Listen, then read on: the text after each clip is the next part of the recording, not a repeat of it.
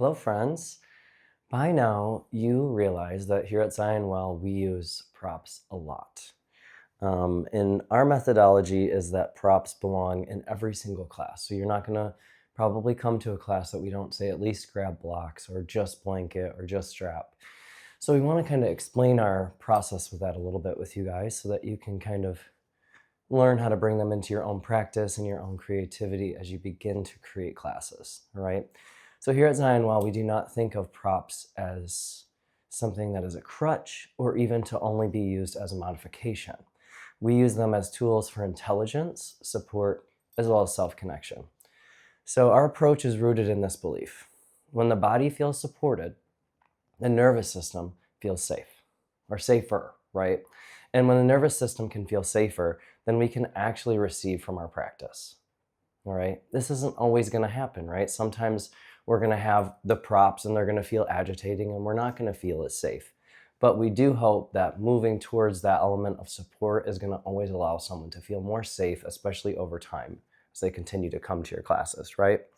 So the props will just help you create that safety net. Props in general, they will always create access, not limitation. So we use the blocks, the bolsters, the straps. We also will use blanket, of course, as well as sometimes chairs and each other.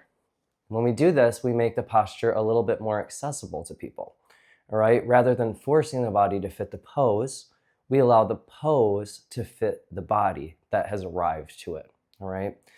Props will help us feel more sensations and different sensations. So by supporting the joints in different ways, like allowing to have the hand on a block and actually press into it, you're going to help the student stay in the pose longer rather than feeling a little bit of pain or strain or fear, for example. Now they're allowed to hold it and actually move more towards new sensations and feel them and soak into what they're feeling in that moment. Gives you an element of presence, right? This also deepens your body awareness and your emotional presence when you're in those different shapes for longer. It's also going to help you find your connection to your breath if you can hold somewhere longer. The props support the nervous system. So when the body isn't fighting gravity, we talk about being out of gravity a lot. The props can help simulate that a little bit even when you're not lying on your back, all right? It can help you soften. And then when you soften, your breath expands, of course. And when your breath expands, your nervous system can settle a little bit. Now, props will make the practice more sustainable. We talk about this a lot with you guys. So we're not just thinking about this one class or this one week. We're thinking about the whole rest of your life, right? And we want the practice to be able to support you for the long term. So making sure that we have these props as access points for the rest of our life, if that makes sense. So we'll just, quickly go over some of the different things that each different prop provides us. All right, so the blocks, I'm sitting on a block right now. The blocks we think of almost like earth element in our practice. They have this firmness to them, but they also do have some give. So at times the blocks can serve as a point of stability and support, right? You can place your hand on it. It can bring the ground up closer to you.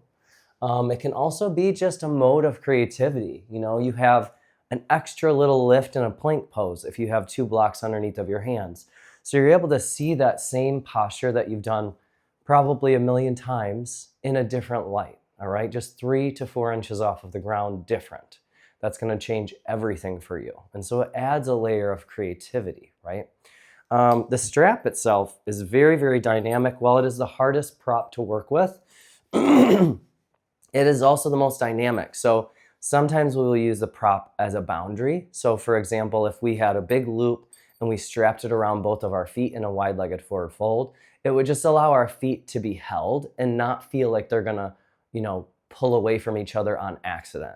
And then also you can press into the feet in that pose. So it's gonna bring you a level of activation that you could not have without the strap, all right? You have probably all tried the chaturanga with the strap with us. So again, that serves as a great boundary to be able to bend your elbows and know where to stop because it has, it's going to stop you right here under your chest. Other times we will also use the strap as a way to reach something. So say you're on your back and we have you create a small loop, bring it around the arch of the foot, So that way you can reach your foot with your hand a little bit easier so than grabbing peace fingers with big toe, you know? And some of us might be able to do that, and that's okay. That doesn't mean that we're not also going to benefit from trying it a new way, all right? Which we always will invite everyone in the class to do it. We're not just like, if you can't reach, grab for this. Sometimes that is going to happen, especially in a standing balance, but there is a purpose behind having someone still use the prop. And one of those purposes is it actually brings us all on the same level, So no matter if I can grab my big toe and the person next to me can't, we feel like we're doing the same thing in that moment, okay? And that might be a really important part of your practice that day.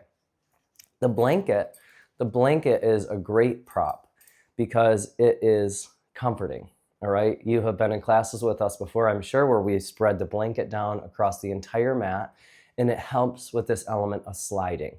If you were on your sticky mat, you would not be able to easily slide. It would be kind of agitating because you would be getting stuck as you move side to side.